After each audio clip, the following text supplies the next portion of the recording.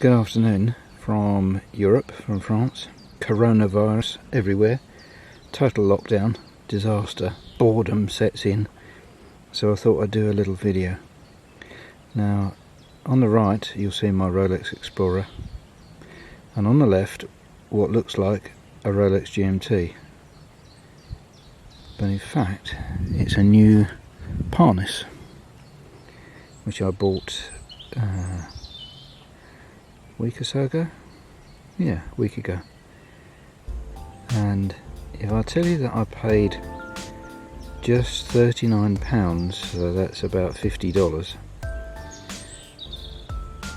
you might be surprised.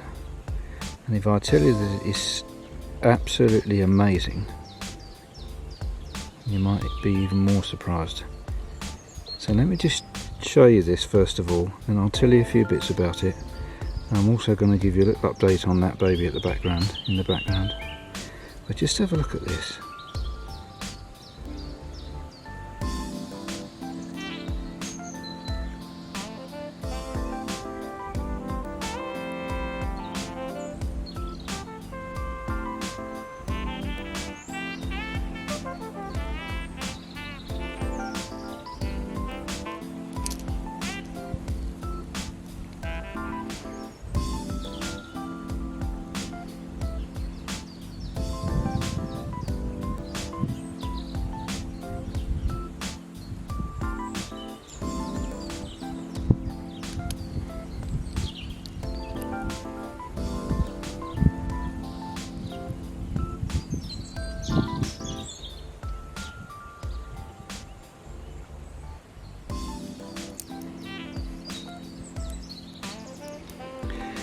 So what do you get for your money? Well, I can tell you, you get a stunning piece of kit. Absolutely stunning. So it's a sterile dial, so there's no markings, no name, no nothing on the dial. Black, super rich black. Gorgeous finish on it, just like the GMT or the modern GMT. So it's got a slightly larger crown, slightly bigger lugs. It's 40mm, same dimensions as the standard Rolex one. I'm going to tell you what's good about it, and as I go along I'll tell you why or how they've improved this over the last batch of Parnises, which I may have got a bad one, but I had one a few months ago, 6-8 months ago, and although it kept good time, it was painful to live with, literally. Whereas this has been sorted. This is absolutely fabulous piece of kit, regardless of the money. I mean, I'd pay hundreds for this. It's that good, and the finish is exceptional. Just clean it up a bit. The finish is exceptional. The bezel.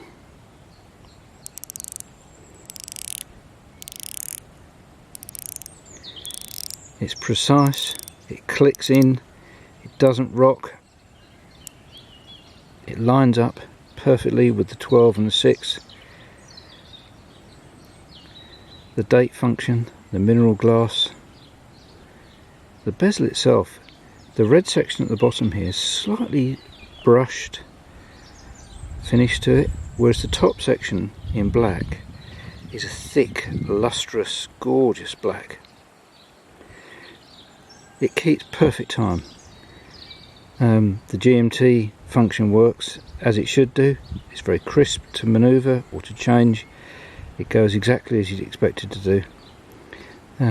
It's got a Miyota self-winding movement, which my other one didn't have. It had a Miyota in it, but it wasn't self-winding. The crown is now easy to undo, nice and smooth. It's not like a Rolex smooth, but it's very nice. The finish on the bracelet is excellent. It's 316 steel. You've even got the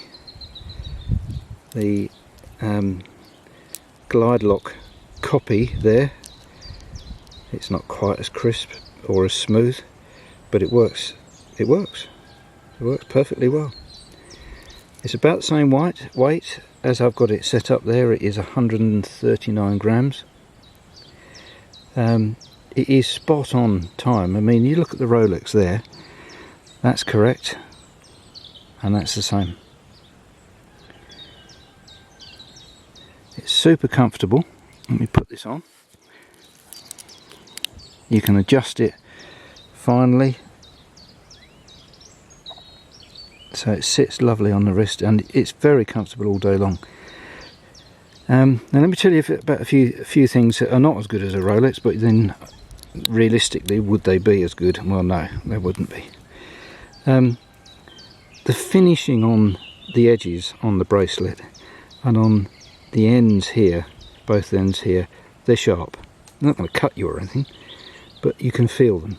On a Rolex, they're not. They're perfectly smooth, and the engineering is of a different degree, a different quality. But again, you'd expect it for something that is what, 150 times the price of this, I think, if my maths is correct. $50 as opposed to $5,000–6,000.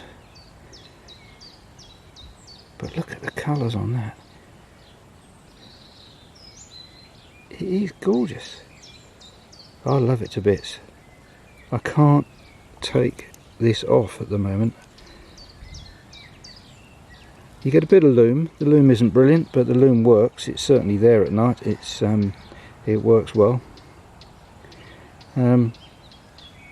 Frankly, if this is how good Parnis comes now, go and get one. Just go and get one. They're amazing. This is extraordinary value for money. You've got screw-in links, so you can take your links out and change them. I fiddled about with this and took about 3 or 4 links out and got it just as I wanted.